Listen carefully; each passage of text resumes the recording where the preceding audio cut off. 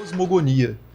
O que é cosmogonia? Cosmogonia é a gênese do cosmos, né? Então é o início do cosmos. O cosmos é a realidade tal como a gente percebe, né? A gente precisa falar de universo com estrelas, necessariamente, mas as coisas que estão aí, Tá. né? Então, como que as coisas que estão aí surgiram? Porque aí a cosmogonia é um conceito que a gente consegue trabalhar sem levar para esse lado do criacionismo que é tão envolto em polêmicas científicas / pseudocientíficas, pretensamente científicas atuais, que é uma disputa pelo lugar dessas histórias dentro das aulas de ciência, por exemplo. Ensinar a Arca de Noé, o dilúvio de Noé, como uma explicação plausível para a estratificação geológica, né? Quando a gente está falando de cosmogonia, que são as histórias de origem que os povos contam, a gente está mais nessa área de mitologia. A mitologia, ela não é uma pseudociência, porque ela não tenta ser ciência em momento nenhum. Então ela não é uma falsa ciência, assim como eu não sou um falso corintiano, sei lá. Porque eu não sou nem corintiano, não sou corintiano e nem estou nem perto disso. Eu sou colorado, eu poderia dizer que eu sou um antigremista. Eu não sou anticorintiano, eu sou um pouco também, né, 2005 e tal. Mas sei lá. DVD. Mas se eu pegar assim um time de vôlei, a minha não tem rivalidade nenhuma com isso. Então são coisas tão diferentes que eu acho que a gente não deveria usar a palavra criacionismo para falar, por exemplo, sobre leituras tradicionais de Gênesis 1 e Gênesis 2, porque senão a gente atrai essa conversa, que é uma conversa de outra época, de outro tempo, com outra mentalidade que não tem nada a ver. O criacionismo como termo, ele só surge depois que surgem as ideias evolutivas, né? Porque antes disso as pessoas não tinham uma definição. Tipo, por exemplo, você chega e fala, sei lá, vamos dizer que a gente descobre no futuro seres humanos que são imateriais, que são imortais, vamos dizer, que são seres humanos que são imortais, vamos dizer assim.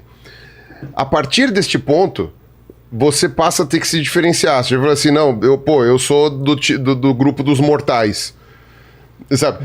Hoje a gente não tem que fazer esse tipo de distinção, porque não tem nada que contraponha. Todo mundo é mortal e acabou, entendeu? Então, num mundo em que todo mundo é criacionista, no sentido assim, todo mundo segue a literalidade do Gênesis, você não precisa de um termo para isso, você não precisa de um nome. A partir do momento que surgem as ideias contrárias a isso, é que aí você passa a ter que definir o pessoal que tinha a ideia anterior, entendeu? E o ponto é que nem esse mundo em que não se usava a palavra criacionismo, as pessoas também não eram literalmente afiadas ao Gênesis também. O Asa Gray, por exemplo, que é um correspondente do Darwin, que também era um naturalista, né, também a gente chamaria mais ou menos de um biólogo, principalmente um botânico, né, na época, ele era presbiteriano e continuou sendo, incorporou as visões do Darwin à sua visão de Deus e de religião. Então, assim, na época também não é que Darwin entrou e falou uma coisa e todo mundo falou assim, existia a possibilidade de não acreditar na criação divina? Não, essas ideias já estavam presentes desde o eternalismo de Aristóteles e várias filosofias antes. Então, assim, mesmo no tempo de Darwin, as pessoas não eram necessariamente fiadas à literalidade do Gênesis. Especialmente quando você está falando do pessoal que já estava trabalhando com a parte científica ali. Também, mas até numa teologia, porque no século XVII, século XVIII, a gente até antes, mas principalmente no século XVIII, a gente já tem teólogos que são muito mais liberais, a gente chamaria, em relação ao sentido imediato do texto. Aliás, muito antes, eu falei do Orígenes no segundo e terceiro século, que era super liberal, né? E o cara tá, assim, quase 2000 anos atrás. Mas havia muitos teólogos, principalmente na Alemanha, que já pensavam o texto bíblico de forma mais filosófica, de forma mais... que não era a literalidade do texto, né? Schleiermacher é uma figura importante nesse sentido. Do sentido da religião como dependência de Deus e não necessariamente da aceitação de um credo formal de crenças específicas. Então, essa visão de literalistas bíblicos é uma coisa que é muito mais forte no século XX para frente. No início do século XX, tem um movimento nos Estados Unidos que é chamado de movimento fundamentalista, que é de onde a gente tem o termo, mas originalmente era um movimento que se chamava de fundamentalista, não era um termo pejorativo. E eles surgem para fazer contraposição a essas inovações teológicas do século XVIII, XIX, da religião kantiana, a redução antropológica da religião, coisas que são mais antigas que o Darwin. Né?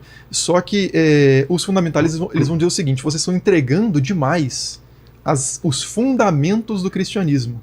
Então vocês estão falando aí que o nascimento de Jesus virginal pode ser simbólico? Peraí, vamos segurar isso é fundamental, isso tem que acreditar. A expiação vicária de Cristo, de que Cristo morreu por nós, e aí todo esse desenvolvimento teológico, isso tem que acreditar, isso não pode ser simbólico, metafórico. Então eles começam a selecionar uma série de pontos que eles falam, isso é fundamental, isso é inegociável.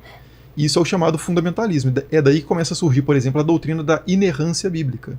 de que a Bíblia não erra nem em religião, em fé, em crença, e nem em geografia, história, astronomia, cosmologia. Porque aí a gente já está nesse período numa sociedade científica.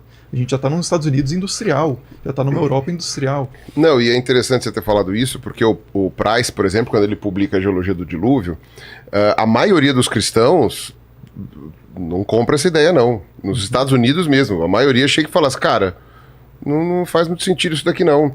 Tanto é que rola várias cisões dentre as instituições religiosas nos Estados Unidos naquela época, de pessoas que estavam tentando socar a geologia do dilúvio, e o pessoal falando, olha, não dá. Inclusive tinha vários geólogos que trabalhavam com datação radioisotópica, que eles falavam, cara, não dá pra você falar de 6 mil anos, velho.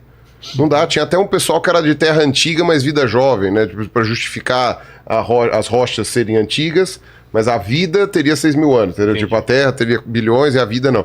Que era justamente nessa tentativa de tentar encaixar, de fazer essas coisas, mas não houve uma aceitação pela maioria dos cristãos naquele momento quando foram publicados os livros sobre dilúvio. Provavelmente por causa dessa questão aí que você está falando já, que a galera estava numa separação ali de falar, olha, não chega a tanto. A posição majoritária nesse período nos Estados Unidos especificamente era de que os dias de Gênesis eram simbólicos. Então, dia 1 não significa um dia de 24 dia horas. Da gente. Isso. Mas eras? Poderiam ser eras? Poderiam ser eras, inclusive... Mas aí a criação tá louca. Mas aí o que foi criado em cada dia não coincide com as eras, não. Não sim. Não coincide. Mas para dizer assim, que é uma leitura que ela não é a leitura literal exata. Uhum. Então, essa vertente eles chamavam de day age, né? Dia, era. Essa era majoritária. Tinha outra ideia também que tem muito judeu que defende isso daí também, não tem? Tem, a ideia do dia era, tem. Porque eu lembrava de ter visto isso daí. Isso acontece por causa de um salmo que tem, um salmo, só não me recordo exatamente a numeração, que diz que um dia para Deus é como 1000 anos para o ser humano. Que vai ser citado na carta de Pedro depois. Daí por isso que eles tentam interpretar dessa forma. Mas agora, o Buffon mesmo, só concluindo, o Buffon, né, outro naturalista ali do século XVIII, que era um evolucionista, em certa medida, antes do Darwin, ele fazia essa proposta também de buscar as eras geológicas como 6. Né? Não sei se é 6 ou 7 que ele propõe, mas ele propõe também 6 fases de desenvolvimento da história da Terra que poderia encaixar cada uma era. Né? Então essas negociações elas acontecem o tempo todo. Né? Não existe uma dicotomia absoluta, só duas posições possíveis. O literalista ferrenho que rejeita tudo que é a ciência que não bate e o cientificista, digamos assim, que joga o texto imediatamente fora, porque ele não tem valor nenhum, já que ele não casa exatamente com aquilo que a ciência está dizendo. Né? Então existe um espectro muito amplo dentro disso, né? E socialmente, historicamente. Eu não digo isso só para encorajar as pessoas a buscarem formas alternativas dessa dicotomia, não. Eu digo isso como historiador que vê esses espectros acontecendo historicamente. Né? Inclusive, em termos numéricos, né, estatisticamente, essas posições geralmente são minoritárias. Os extremos, né, as posições da maioria das pessoas se concentram geralmente no meio dessas opiniões. Né? Conciliação. Então, o que também dá para acrescentar é que a perspectiva do historiador em relação a ler esses textos antigos, como é o caso do livro de Gênesis, que fala sobre a criação, é também uma perspectiva bem diferente, porque nós temos que levar em consideração a cultura pela qual aquele livro estava sendo escrito. Então nós não estamos em um livro que está sendo escrito hoje, para as pessoas que estão aqui hoje. Ele é um livro que foi escrito há mais de 2.500 atrás para aquele público e para aquela cultura. E se nós tentamos compreender esse texto longe daquela cultura, nós vamos compreender errado esse texto. E o interessante é que naquela cultura, assim como a gente encontra em várias outras partes da Bíblia que foi desenvolvida por esse tempo ali, nós estamos mais ou menos ali, um pouco depois do exílio na Babilônia. Então nós estamos ali entre o século V, mais ou menos antes da Era Comum, né, ou antes de Cristo. Muitos desses textos que nós encontramos na Bíblia, eles relatam, na verdade, a Terra como sendo ela realmente plana.